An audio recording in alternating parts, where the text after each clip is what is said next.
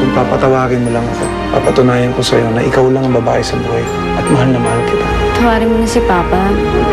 Nagsusorry na siya, oh. Tsaka ayaw rin po namin ni ate na magkaiwalay-walay po ang pamilya natin. Tumulong ka na nga dyan. Ako nahihirapan sa iyo. Ibig mong sabihin, pinapatawad mo na ako? Ano? Para naman bumigay ka agad. Eh, nung babae ang asawa mo. Nay, tama na. Huwag na natin balikan yan. Saka, nagkapatawaran na po kami ni Miggy. Mama Virgie, patawarin niyo na din po kasi si Lolo Daddy. Kasi po mahal na po kayo eh. Ano ba pong gugustuhin niyo? Mawala po sa inyo? Buti pa si Miggy. Pinatawad na ng anak ko. Masaya na sila ulit mag-asawa. Pero ako, Isi, hindi pa rin ako pinapansin ng asawa ko. Kawawa naman ako.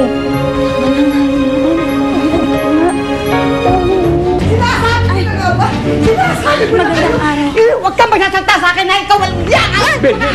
Benji! Benji! Hop!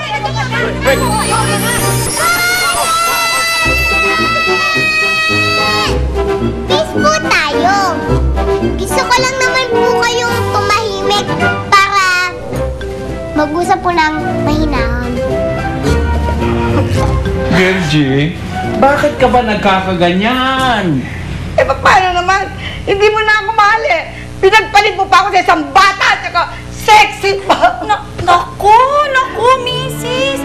Nagkakamali ho kayo. Wala ho kaming relasyon ni Zalz. Naku, huwag ka magsinungaling, ha? Sinungaling talaga kayo.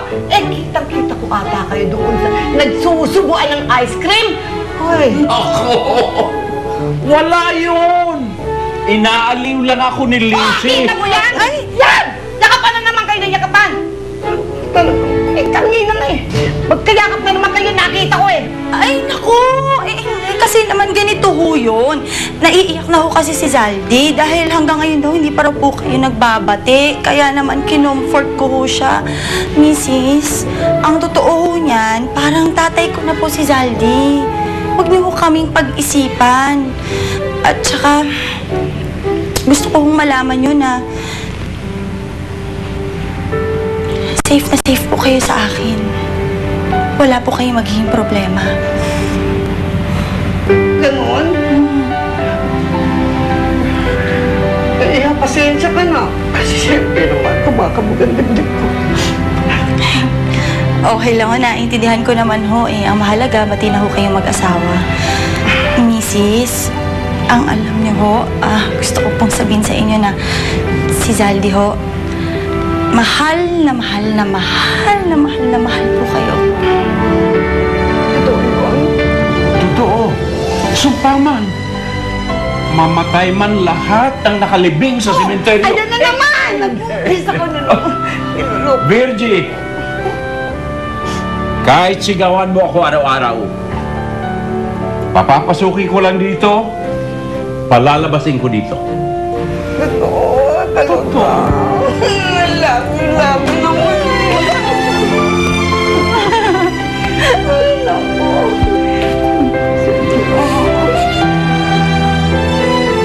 Matuwa ka, no? Bati na kami, ano?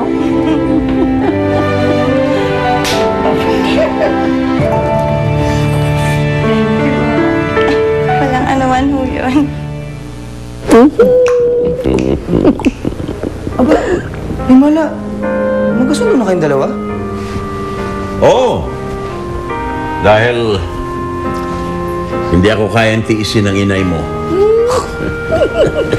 Talagang buang na buang siya sa akin. At nabimiss daw niya yung hili ko na parang pito ng tren.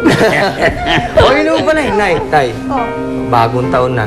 Kaya dapat peace na tayong lahat, ha? Oh, wala nang away.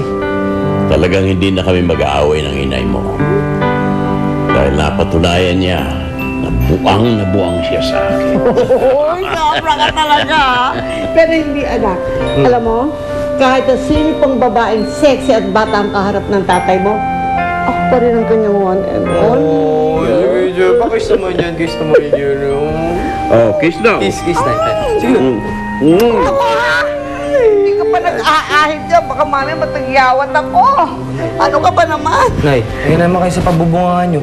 Mamaya makaharap na naman ng ibang atensyon si tatay. Ikaw rin, sige. Ako ha? Subukan niya. Subukan niya. Virginia?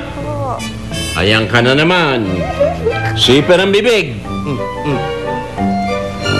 Kukulilig na naman ang tainga ko.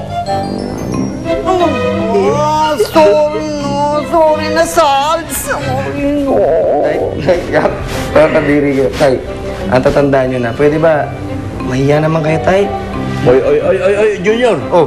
Ikaw ang mahiya. Ang laki-laki niya mo, nandito ka pa nakatira.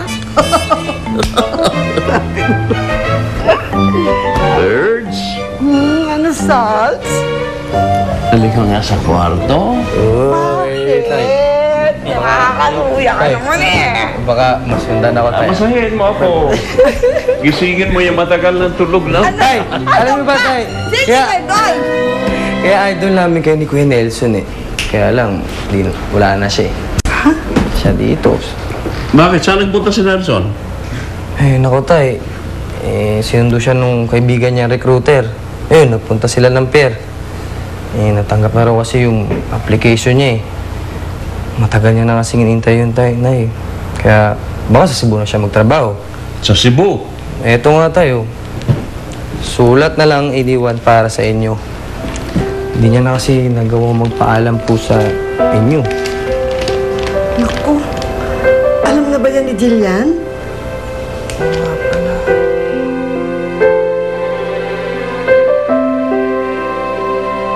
Itay Nelson!